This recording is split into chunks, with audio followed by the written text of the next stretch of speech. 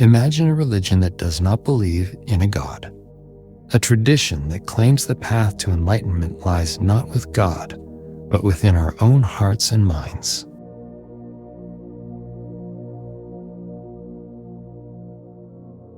We humans have always searched for meaning. We search for meaning when we gaze at the stars. We search for meaning when we marvel at Earth's beauty. We search for meaning in life and search for meaning in death. And across the world, most traditions often offer the same answer to what meaning is: a God, a creator, or a divine will behind it all. But one ancient path stands apart. It doesn't speak of a God above, nor does it speak of a creator that shaped our universe. Instead, it turns inward, into one's own mind. This path is called Buddhism. And it didn't begin with a belief in something, but with a question. And that question isn't, who made this universe? But rather, why do we suffer? This story doesn't begin with the Son of God, or a Messiah, or a prophet, but with a man named Siddhartha Gautama, a prince in ancient India, born into wealth, comfort, and power. But even in paradise, he saw cracks in the illusion. He saw the truth that everything changes, everything ends, and no one escapes suffering. So he walked away from his kingdom, from his titles, not to find God, but to find the truth. For 6 years, he studied with yogis, ascetics, sages. He starved himself. He pushed his body to the edge. But it wasn't until he let go of extremes and sat beneath a tree that the answers came. There, underneath that Bodhi tree, Siddhartha didn't meet God, nor did he hear the voice or see the face of an angel. He simply saw the world more directly and clearly than anyone had before.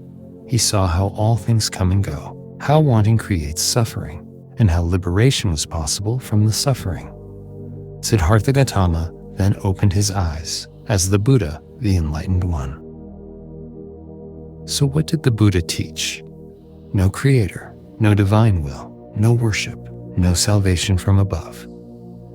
He never spoke of a creator. In fact, when asked about the origin of the universe, the Buddha often stayed silent, because he saw that these questions, while interesting, do not lead to liberation, nor did it teach people to live better, nor did it create a happier society. He knew that knowing whether a God exists or not, or which God exists, didn't end suffering. But understanding the nature of our own minds as compared to believing in something external and theoretical did. Now, you might ask, does this mean Buddhists are atheists? The answer is, not quite. Buddhism doesn't deny the existence of the external. In fact, many Buddhist texts speak of devas, celestial beings, who are radiant and powerful, and also heavily referenced in Hindu texts. But they aren't creators, they aren't perfect, and they aren't free from the cycle of death and rebirth. Even the gods suffer. In Buddhism, gods are just beings in from another realm or dimension, born into the same impermanent world as us. So Buddhists don't worship these beings. They respect them, but they do not depend on them. The Buddha made it clear no one can walk the path for you. Not him. Not a teacher, not even a God. Simply accepting a faith or a God did not bring you to heaven after death. It was only you who could walk the path of becoming a good person. So if there's no God, no creator, what fills that space? In Christianity, there's God. In Islam, there's Allah. But in Buddhism, there is Dharma, the natural law. Not something you believe in, but something you can observe yourself. There is interconnectedness, the understanding that everything is connected. And there is mindfulness, the practice of seeing clearly and of being present in the present moment. While many religions focused on the divine, Buddhism focused one's own mind. The Buddha mapped out consciousness like a scientist of the soul. He spoke of mental formations, perception, intention, craving, identity. Not as an abstract philosophy, but as direct tools to end suffering. Long before modern psychology, the Buddha taught that your thoughts shape your reality, that emotions rise and fall, and that freedom is possible, but not through belief and blind faith, but instead through awareness. For some, a path without God might seem cold, empty, even lonely.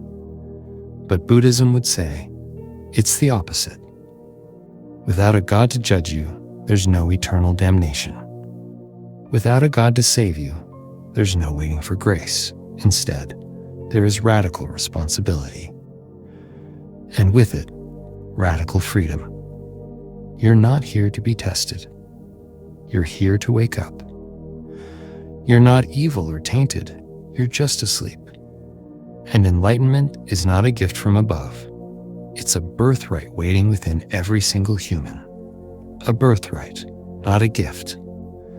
Of course, this doesn't make other traditions wrong. Buddhism doesn't try to convert. It doesn't say, only Buddhism is true. It says, if something helps you suffer less, try it. If something leads to peace, try it. And if not, let it go. Do not blindly believe, but see for yourself. There are many paths up the mountain. Some call it God. Some call it Dharma. Some call it love.